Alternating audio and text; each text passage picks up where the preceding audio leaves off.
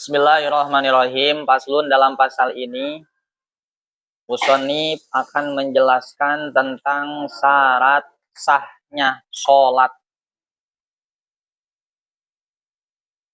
Wasaro itu sholat, qoblad duhul fiha khomsatu asya'a. Syarat-syarat sholat sebelum pelaksanaannya itu ada 5 perkara. Wasurut jam'u syaratin. Lapad surut jamaknya lapad syaratun. Jamak taksir. Mufradnya syaratun dijamakan jadi surutun. Beberapa syarat. Wahwa lughatan al-alamah. Secara bahasa syarat itu adalah tanda. Wasar'an, sedangkan secara syara yang dinamakan syarat adalah ma tatawaqqafu sihatus sholat alaihi. Suatu perkara yang mana keabsahan sholat tergantung padanya. Walaisa juz'an minha. Tapi perkara tersebut bukan bagian daripada sholat. Contoh, seperti wudu. Wudu itu merupakan syarat sah sholat. Kenapa? Karena keabsahan sholat tergantung pada wudu. Dan wudu pun bukan rangkaian daripada sholat. Ketika kamu di dalam sholat ada wudunya enggak? Enggak ada kan? Nah itu namanya syarat. Tapi kalau kamu sholat tanpa wudu, jelas sholatnya tidak sah. Karena keabsahan sholat tergantung pada wudu. Wa kharaja bihadzal qayyid, kemudian dengan batasan bukan bagian daripada sholat, itu mengecualikan rukun. Fa innahu juz'un minas sholat. Kalau rukun merupakan bagian daripada sholat. Antara rukun dengan syarat sama. Dua-duanya ma tatawaqqafu sihatus sholat alaih. Keabsahan sholat tergantung pada dua hal itu. Yang membedakan kalau syarat bukan daripada rangkaian. Kalau syarat bukan rangkaian daripada sholat, kalau rukun mah termasuk rangkaian daripada sholat. Contoh seperti membaca Fatihah. Membaca Fatihah itu namanya rukun. Kenapa? Karena keabsahan sholat tergantung pada baca Fatihah. Kamu sholat tapi gak baca Fatihah, sholatnya sah gak? Ya. Dan membaca Fatihah termasuk rangkaian daripada sholat. Jelas ya? Itu perbedaan antara syarat dengan rukun. Nah, ini kita yang akan dibahas adalah syarat. Jadi sebelum pelaksanaan. Asyaratul awal, syarat yang pertama, toharatul a'do minal hadasi. Sucinya anggota dari hadas. Al-asgor wal akbar, baik hadas kecil ataupun hadas besar. Indal kudroti, ketika memang mampu. Ya. Jadi kamu sholat, berarti harus wudu dulu. Sholat, berarti harus adus dulu kalau punya hadas gede. Percuma kamu sholat kalau nggak punya wudu. Percuma kamu sholat tapi kamu punya hadas gede atau punya hadas kecil. Sholatnya nggak diterima. Dalam segi fikihnya pun tidak sah. Karena termasuk syarat sah sholat itu diantaranya harus suci daripada dua hadas. Dengerin. Ngobrol aja. Ya. Jadi mau sholatnya itu sholat fardu ataupun sholat sunnah, ya tetap itu ketika kamu sholat, syarat dan rukun berlaku. Gak bisa gini, dah ini mah cuma sholat duha, saya mah gak pakai wudu langsung aja sholat. Itu haram, ngapain? Ya. Itu tuh. Amma faqidu tahurain, terus bagaimana kalau semisal seseorang tidak mempunyai dua alat bersuci? Air gak ada, mau tayamum tanah pun nggak ada. Kalau gitu gimana? Langsung sholat. Tanpa wudu, tanpa tayamum. Gimana sholatnya? Fasolatuhu sohihatun. Sholatnya sah ma'a wujubil i'adati. Beserta wajib untuk diulangi. Itu. Jadi tidak ada alasan untuk kamu meninggalkan sholat. Kan airnya nggak ada, tayamum. Debunya nggak ada, langsung aja sholat. Sholatnya dihukumi sah. Tapi nanti setelah kamu menemukan air, sholatnya harus diulangi. Gitu ya. Itu syarat yang pertama. Jadi syarat yang pertama, sucinya anggota dari dua hadas, baik hadas kecil ataupun hadas besar. Kemudian yang kedua, bukan yang kedua, masih cabang ya. Wa toharotun najas, kemudian harus suci dari najis. Allazi la yu'fa anhu, yang tidak dimaafkan. Bisaubin, baik itu dalam pakaian, au badanin atau dalam badan, wau makanin atau dalam tempat. Itu semuanya harus suci. Semua yang kamu kenakan ketika melaksanakan sholat, itu semuanya harus suci. Satu, berarti pakaian yang kamu pakai. Satu, baju, celana, kemudian sarung, peci, semuanya itu harus suci. Kemudian yang kedua, badan. Badan juga sama. Badan kamu nih, apa ini badan, masuk ini. Semuanya badan intinya. Kemudian makan. Makan itu tempat yang kamu pakai untuk sholat, itu pun harus suci. Jadi kalau semisal pakaian kamu sudah suci, badan kamu sudah suci, tapi ketika tempatnya itu penuh dengan najis, maka sholat kamu itu tidak sah. Ya. Makanya dianjurkan kemarin juga tuh, ketika sholat itu minimal pakai sejadah, ke bawah sorban, ya, supaya alat, supaya apa? Ya supaya tidak timbul keraguan-raguan, supaya yakin bahwa tempat yang kita tempati itu suci.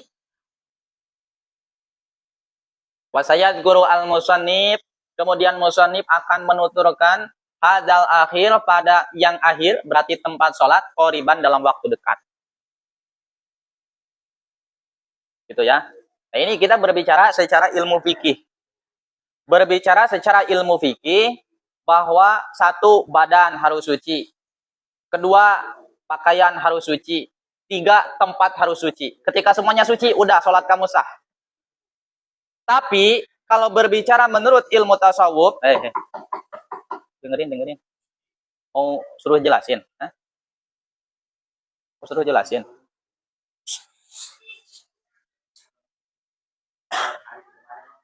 Kalau secara ilmu tasawuf, itu kamu tidak cukup hanya sekedar dohirnya saja yang suci.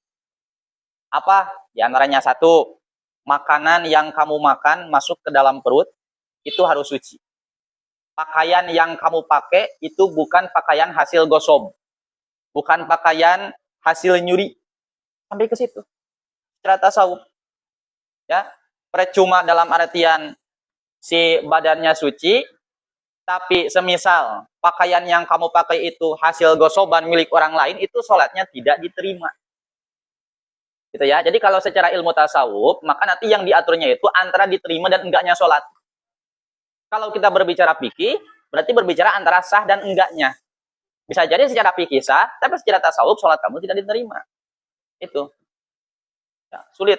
Makanya harus benar-benar hati-hati kalau kita sudah mengkaji tasawuf. Itu yang pertama. Wasani satru launil aurat. Nah, yang kedua syarat sah sholat itu adalah menutup warnanya aurat. Kenapa kok ditambah lafadz laun atau warna? Ya dikarenakan kalau semisal kamu pakai baju, kemudian bajunya yang terlihat kulit, ya itu gak sah sholatnya. Sekalipun menutup. Contoh semisal pakai plastik doang. Pakai plastik yang warna jernih. Ya, itu gak sah sholatnya. Kenapa? Karena tidak menutup warnanya aurat. Jadi batasan antara menutup dan enggak, kamu bisa membedakan mana warna kulit, mana warna baju. Contoh gini. Nah, kita bisa dibedakan nih. Oh ini warna kulit, nah ini baju. Nah berarti baju ini menutup warna kulit. Nah harus seperti itu. Satrul aurat itu. Kalau kamu pakai baju yang tembus pandang, nah itu tidak sah nanti sholatnya. Indal kudrati, ketika mampu. Walau kana asahsu kholian fi zulmatin, sekalipun seseorang itu berada sendiri di tempat yang gelap, tetap harus menutup aurat. Fa'in ajuja an satriha, bagaimana kalau semisal tidak mampu untuk menutup aurat? Sholat arian, maka sholat sambil telanjang. Ya, itu tuh. Jadi ketika semisal kamu mau sholat, ternyata gak ada baju sama sekali. Gimana, tinggal langsung sholat aja. Wala yumi'u biruku wa sujud. Pas ruku dan sujudnya gak harus menggunakan isaroh. bal yutimmuhuma, tetapi sempurnakan biasa ruku, sujud, ya. Atau semisal ada pakaian, tapi pakaian kamu penuh dengan najis. Jadi pilihannya antara kamu sholat menggunakan pakaian yang najis dengan sholat sambil telanjang, maka harus sholat sambil telanjang daripada sholat sambil bawa najis. Kenapa? Ya dikarenakan ligolazi amrin najasah. Ya, sangat berat urusannya kalau berhubungan dengan najis. Makanya hati-hati. Jangan sampai kamu sholat tiap hari ternyata sholat kamu tidak sah karena membawa najis. Gitu ya. Makanya minimal, kata saya juga, minimal bawa sejadah, minimal bawa sorban untuk sholat. Lagi ini udah pada gede, udah beranjak dewasa lah, ya, tidak seperti anak-anak lagi. Kemudian kan dia udah dijelasin bahwa sekarang setiap hal yang kamu lakukan, setiap kewajiban dan juga larangan yang kamu lakukan itu menjadi tanggung jawab kamu sendiri. Gak ada urusan sama orang tua kamu. Kamu gak sholat, kamu yang disiksa. Bukan orang tua kamu. Bukan orang lain.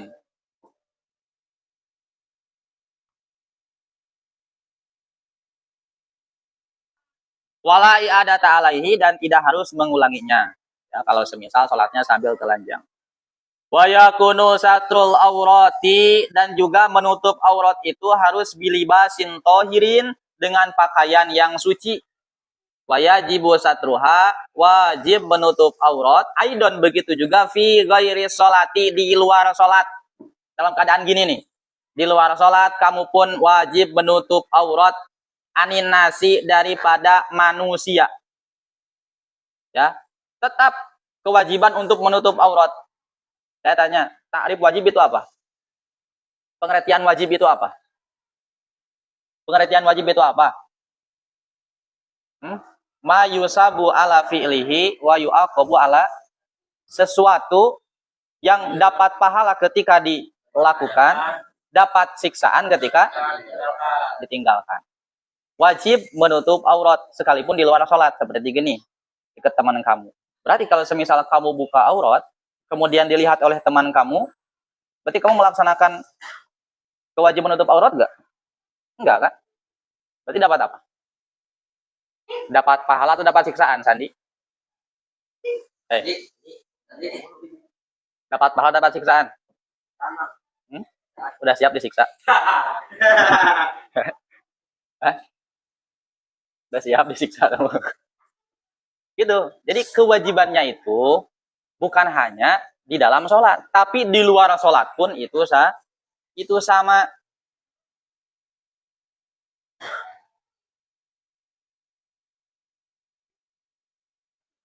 Wapil kholwati itu, dan ketika kamu sendirian pun sama, harus menutup aurat. Illa lihajatin, kecuali karena ada kebutuhan, minagtisalin seperti mandi atau seumpamanya. Jadi kalau kamu sedang mandi, nah itu mah boleh membuka aurat, tapi sendiri ya, mandinya sendiri, bukan mandi bareng-bareng. Cuma mandi bareng-bareng semuanya pada bugil, itu mah ya gak jadi alasan. Boleh bareng-bareng, tapi jangan buka aurat. Pakai sarung mandinya, pakai kolor, gitu. Ya, minimal itu punya kamu, jangan sampai dilihat orang lain. Nah itu. Jadi dosanya itu yang melihat ongko dosa, yang dilihatnya pun sama. Apalagi dipegang.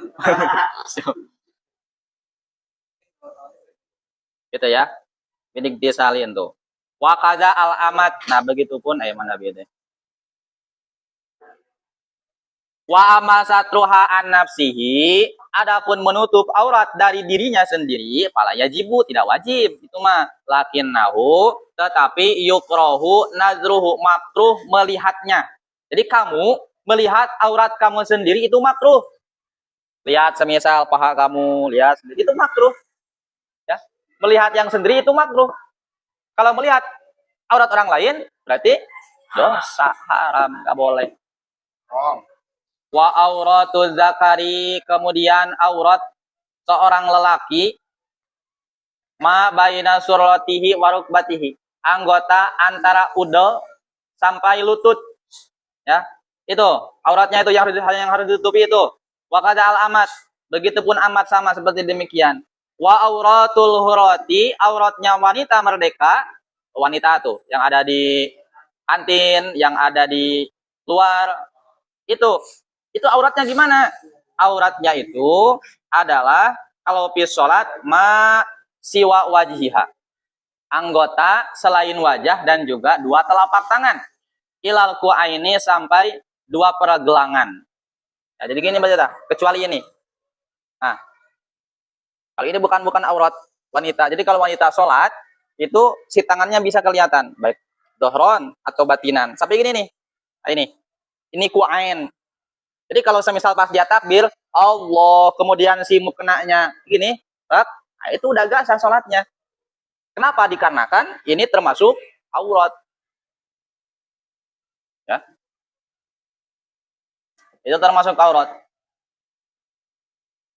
Wa ama auratul hurati kharija salat. Adapun auratnya wanita di luar salat, pajami ubadaniha, seluruh badannya. Ya, seluruh badannya itu dihukumi aurat. Wa auratuha fil khalwati, kalau di sendirian itu seperti halnya lelaki, sama berarti baina surah wa rukbah. Gitu ya. Wal aurat lugatan al alamah ay an-naqsu. Aurat secara bahasa adalah kurang. Patut laku syara'an, secara syara dengerin nih, dengerin. Secara syara aurat itu adalah ma yajibu satruhu. Perkara yang wajib ditutupi. Dengerin. Aurat itu perkara yang wajib ditutupi. Berarti kalau kamu tidak menutupi aurat tersebut, kamu mendapatkan dosa. Udah paham kan? Itu yang dimaksud pada bab ini. Dan juga dimutlakan ala ma haruma nadruhu, sesuatu yang haram untuk dilihat. Contoh, Fadil sama Sandi nih.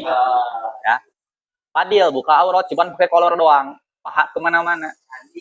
Dilihat oleh Sandi, padahal Sandi pakaiannya rapi, semuanya tertutup. Dilihat oleh Sandi, maka itu dosanya kedua-duanya sama. Fadil dosa, kenapa dosa? Karena tidak menutup aurat. Sedangkan aurat itu sesuatu yang wajib ditutupi. Sandi pun dosa, kenapa? Karena melihat sesuatu yang tidak boleh dilihat. Sama. Kalau nggak sengaja gini, nggak sengaja semisal, wah Fadil nih kelihatan, langsung alihin pandangannya. Lihat kedua kali, nah itu dosa. Lihat kedua kali itu dosa. Gitu ya. Nah, intinya saya udah gugur kewajiban, udah memberitahu kalian. Mau kalian amalkan, mau enggak, itu tanggung jawab sendiri. Jangan bawa saya nanti. Gitu. Ya, kenapa ya? Kalau semisal AA lihat anak-anak cuma pakai baju doang, kolor doang, suka dimarahin nggak? Hah? Iya, ya itu. Ya itu kan harusnya itu ditutupi. Harusnya ditutupi. Jadi itu dinamakannya dosa yang tidak terasa. Dosa yang tidak terasa itu. Kamu jalan-jalan semisal pakai celana pendek, gak pakai baju, bolak-balik sini nih, bolak-balik dilihatin oleh teman kamu. Ya sekalipun tidak ada syahwat sama. Sekalipun tidak ada syahwat sama, ya. Aurat. Nah, makanya dikit-dikit saya juga ya, dikit-dikit amalin. Ya minimal lah kalau semisal gerah nih, boleh buka baju, tapi si sarungnya dikeatasin. Sarungnya ke atas, di atas udel. Gitu. Kemudian di bawah lutut. Ya udah itu aman. Gitu. Jadi kalau semisal sarungnya udah di atas lutut, kemudian si udelnya udah kelihatan ke bawah, nah itu dihukumi haram. Itu adalah aurat. Gitu.